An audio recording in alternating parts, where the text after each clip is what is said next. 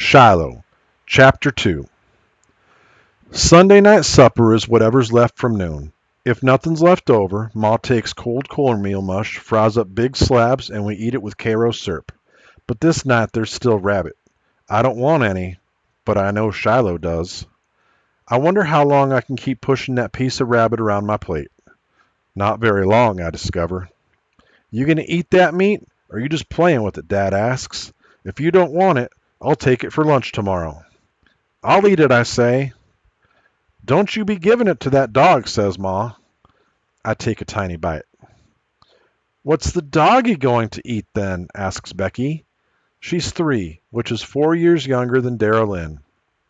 Nothing here, that's what, says Ma. Becky and Dara Lynn look at Dad. Now I had them feeling sorry for the beagle too. Sometimes girl children get what they want easier than I do, but not this time. Dog's going right back across the river when we get through eating, says Dad. If that's Judd's new dog, he probably don't have sense enough yet to find his way home again. We'll put him in the Jeep and drive him over. Don't know what else I figured Dad to say. Do I really think he's going to tell me to wait till morning, and if the beagle's still here, we can keep him? I try all kinds of ways to figure how I could get that rabbit meat off my plate and take it into my pocket, but Ma's watching every move I make. So I excuse myself and go outside and over to the chicken coop. It's off toward the back where Ma can't see. We keep 3 hens, and I take one of the 2 eggs that was in a nest and carry it out behind the bushes. I whistle softly. Shiloh comes loping toward me. I crack the egg and empty it out in my hands. Hold my hands down low, and Shiloh eats the egg, licking my hands clean afterward, then curling his tongue down between my fingers to get every little bit. Good boy, Shiloh, I whisper, and stroke him all over. I hear the back screen slam, and Dad comes out on the stoop. Marty? Yeah, I go around. Shiloh's at my heels. Let's take that dog home now. Dad goes over and opens the door of the Jeep. Shiloh puts his tail between his legs and just stand there, so I go around to the other side, get in, and whistle. Shiloh leaps up onto my lap, but he don't look too happy about it. For the first time, I have my arms around him. He feels warm, and when I stroke him, I can feel places on his body where he has ticks. Dog has ticks, I tell my dad. Judd'll take 'em off, Dad says. What if he don't? It's his concern, Marty, not yours. It's not your dog. You keep to your own business. I press myself against the back of the seat as we start down our bumpy dirt driveway toward the road. I want to be a vet someday, I tell my dad. He says. I want to be a traveling vet, the kind that has his office in a van and goes around to people's homes, don't make folk come to him. Read about it in a magazine at school.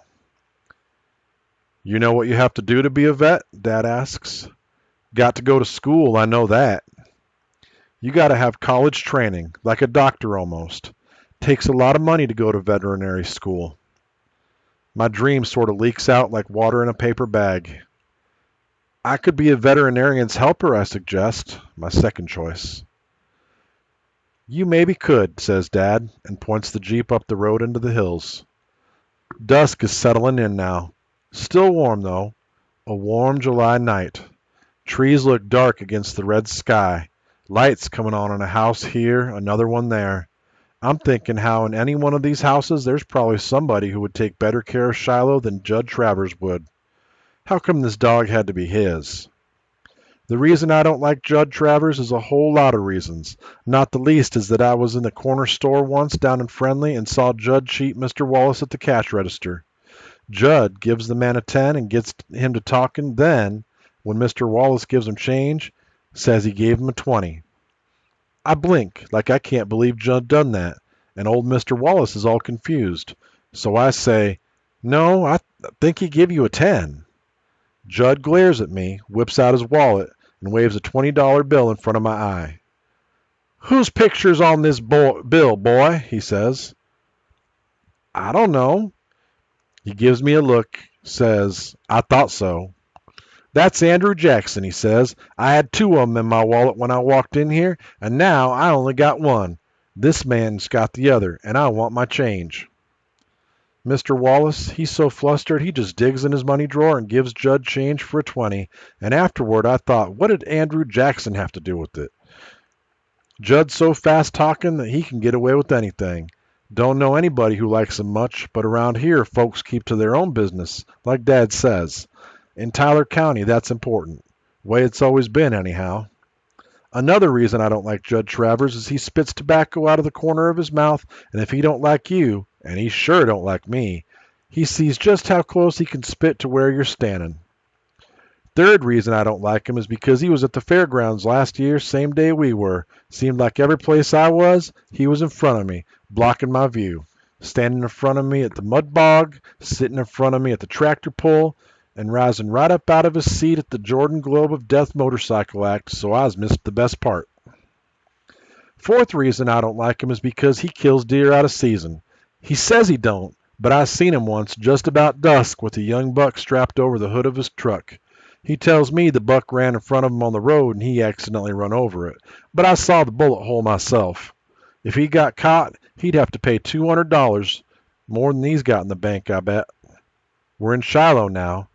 Dad's crossing the bridge by the old abandoned gristmill, turning at the boarded-up school, and for the first time I can feel Shiloh's body start to shake. He's trembling all over. I swallow, try to say something to my dad, and have to swallow again. How do you go about reporting someone who don't take care of his dog right? I ask finally. Who you fixing to report, Marty? Judd. If this animal's mistreated, he's only about 1 out of 50,000 animals that is, Dad says. Folks even bring him up here in the hills and let him out, figured they can live on rats and rabbits. Wouldn't be the first dog that wasn't treated right. But this one come to me to help him, I insist. Knew that's why he was following me. I got hooked on him, Dad, and I want to know he's treated right. For the first time, I can tell Dad's getting impatient with me.